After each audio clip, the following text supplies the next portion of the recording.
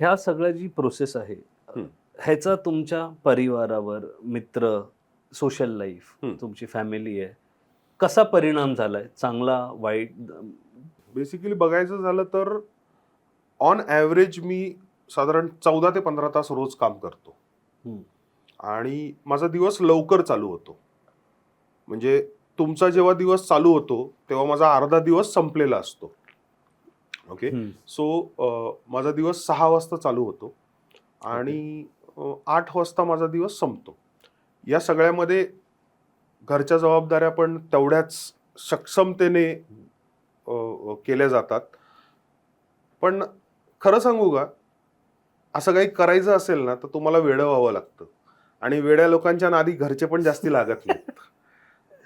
कुठेतरी थोड्याफार प्रमाणात घरच्यांनी मला असं सोडून दिलं आणि ते म्हणतात ना, वेडे लोक इतिहास करतात आणि जर तुम्हाला इतिहासात तुमचं नाव नोंदवायचं असेल तर तुम्हाला वेडं व्हावं लागतं. सो मी थोडा वेडा आहे, पूर्ण वेडा नाही झालो अजून. आणि घरच्यांचा सपोर्ट आहे म्हणूनच मी हे सगळं करू शकतोय. मित्र म्हणाल तर खरं सांगायचं तर मी एजच्या अशा टप्प्यावर आहे की जनरली तिथे मित्र राहत नाहीत त्या एज सेगमेंटमध्ये. ओके, प्रत्येक जण स्वतःच्या लाईफमध्ये खूप बिझी झालेला असतो. सो मित्र आहेत, कनेक्टेड आहोत व्हॉट्सअपवरती, फेसबुकवरती, पण भेट अशी होत नाही. अँड इट्स ओके यार, life is going on. So ह्यांचा सपोर्ट आहे.